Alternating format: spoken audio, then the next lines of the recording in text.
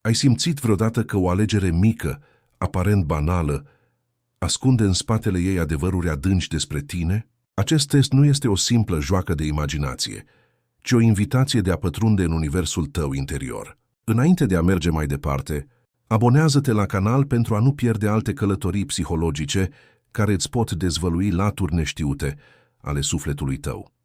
Imaginează-ți că te afli în fața a 3 sticle misterioase, toate sigilate, toate pline de promisiuni nerostite. Sunt frumoase, ciudate, aproape magice. Și totuși, întrebarea nu este care dintre ele este mai atrăgătoare la prima vedere, ci care te cheamă cu adevărat. Care simți, fără să poți explica logic că îți aparține. Carl Jung, părintele psihologiei analitice, spunea că psihicul nostru comunică prin arhetipuri, simboluri universale care trezesc în noi emoții și recunoașteri profunde. Aceste sticle nu sunt doar obiecte decorative, ci oglinzi simbolice. Alegerea ta nu are legătură doar cu formă, culoare sau stil. Ea vorbește despre intuiție, despre proiecțiile inconștiente, despre acel ceva nedefinit care rezonează cu tine. De aceea, momentul în care îți asculți instinctul și alegi o sticlă devine o întâlnire directă cu tine însuți. E o oglindă care reflectă nu doar ceea ce arăți lumii, ci și ceea ce uneori uiți sau ascunzi. Respiră adânc. Lasă logica deoparte pentru câteva clipe. Privește fiecare sticlă și simte ce îți transmite. Nu e nevoie de explicații. Alege cu inima, nu cu mintea, pentru că în acea atracție tăcută se ascunde un mesaj, o cheie către cine ești cu adevărat. Și aici începe călătoria. În capitolele următoare vom descoperi ce dezvăluie fiecare sticlă despre sufletul tău. Fie că este vorba de claritate și intelect, de mister și intuiție sau de forță și loialitate, fiecare alegere îți va arăta o parte din tine pe care poate ai uitat-o sau nu ai îndrăznit să o privești până acum. Dacă ochii tăi s-au oprit asupra primei sticle, cea din sticlă galbenă, strălucitoare decorată cu motive albastre, care par să danseze în spirală, alegerea ta spune deja o poveste profundă despre tine. Această sticlă nu impresionează prin opulență, ci prin claritatea și precizia frumuseții ei. Lumina ei nu este doar estetică, ci simbolică, o reflexie a minții și sufletului tău.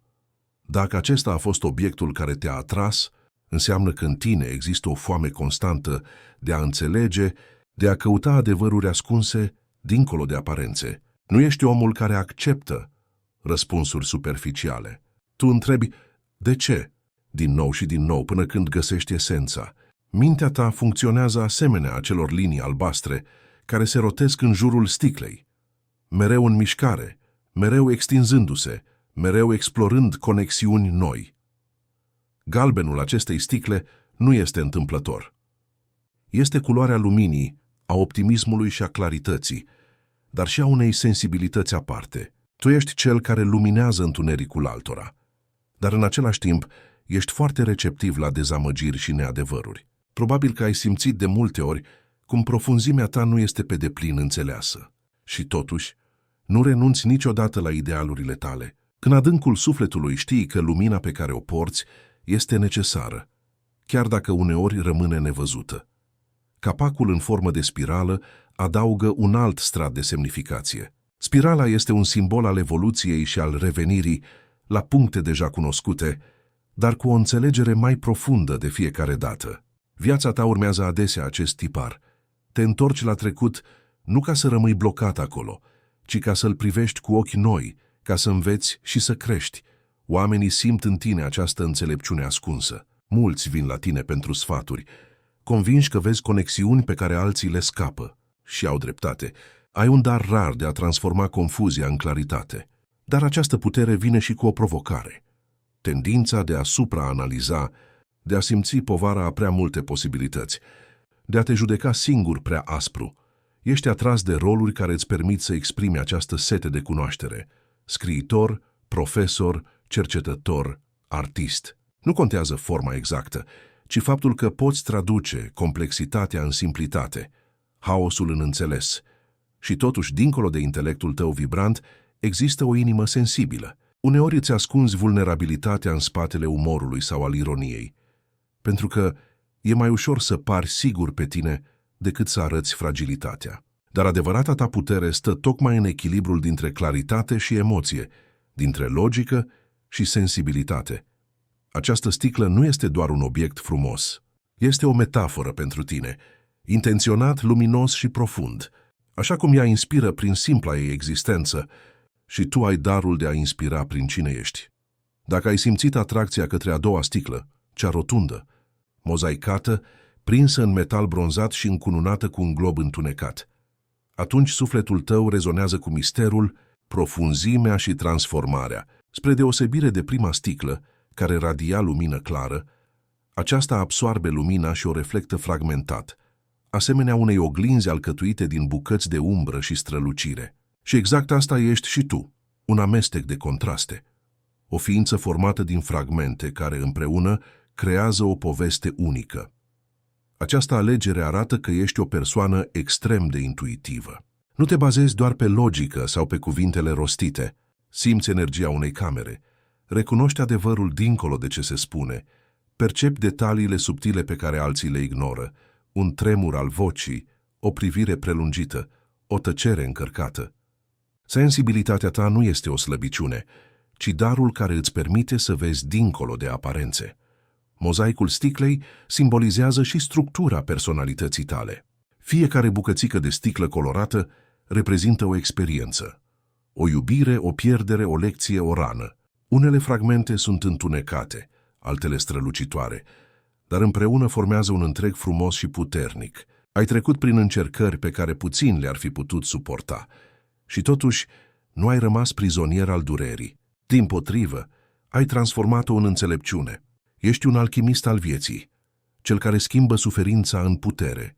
Probabil ești atras de spiritualitate, de simboluri, de vise și coincidențe pline de sens. Îți găsești liniștea în ritualuri, fie ele tradiționale, fie personale.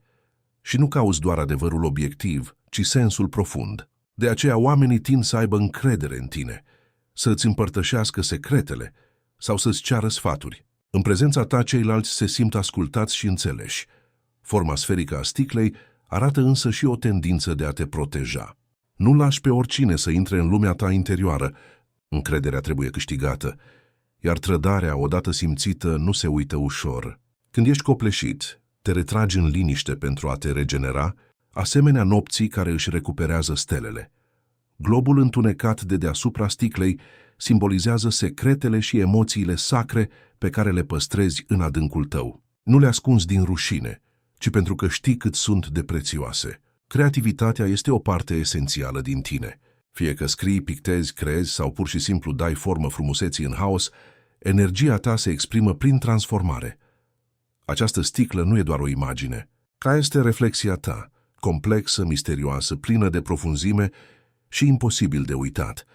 Tu nu ești aici să urmezi un drum trasat de alții. Tu ești aici să transformi. Dacă privirea ta a fost atrasă de a treia sticlă, cea verde smarald, împodobită cu filigran auriu și încununată cu un capac regal, atunci sufletul tău vorbește prin forță, loialitate și onoare. Această sticlă nu caută să strălucească prin spectaculozitate, ci prin noblețe. Nu cere atenție, dar o impune prin simpla ei prezență.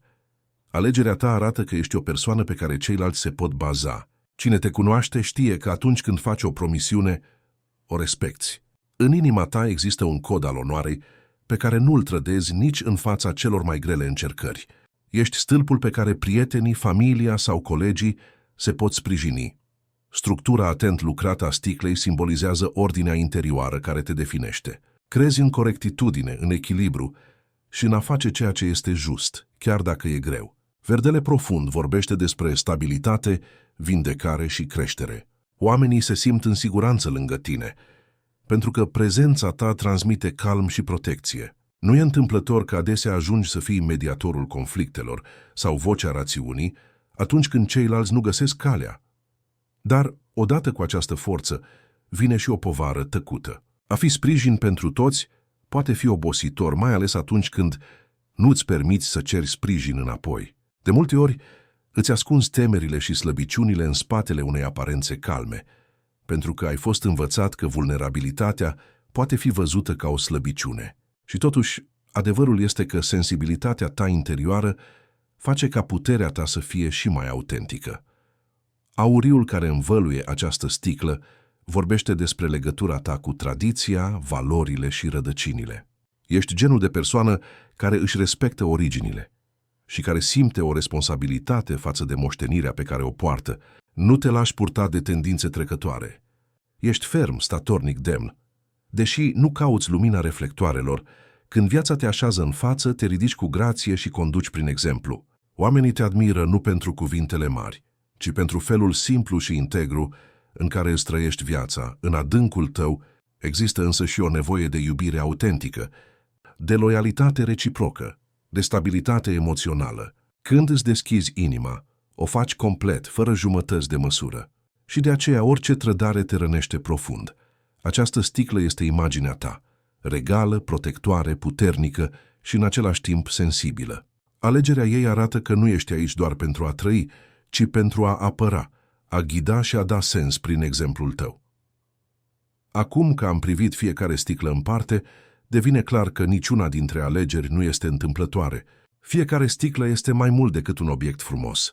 Este un simbol, o oglindă a sufletului. Ceea ce te-a atras nu are legătură doar cu formă, culoare sau strălucire. A fost un răspuns al inconștientului tău, o recunoaștere a unei părți din tine. Dacă ai ales sticla galbenă, ai descoperit chemarea intelectului și a clarității, nevoia de a înțelege lumea și de a aduce lumina acolo unde există confuzie. Dacă te-ai simțit atras de sticla mozaicată, ai recunoscut în tine puterea transformării, sensibilitatea profundă și darul de a citi dincolo de cuvinte. Iar dacă inima ta a fost cucerită de sticla verde regală, ai confirmat forța ta interioară, loialitatea și dorința de a proteja și de a ghida. Carl Jung spunea că simbolurile au puterea de a trezi în noi ceea ce rămâne adormit.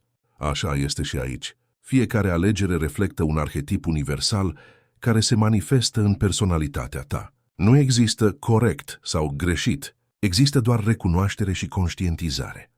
Acest test simbolic nu îți spune viitorul și nu îți spune etichete definitive. Mai degrabă îți oferă o oglindă prin care să vezi ceea ce poate ai uitat sau ceea ce nu ai avut curaj să accepți pe deplin. Alegerea ta e un pas spre introspecție, o invitație de a-ți asculta sufletul.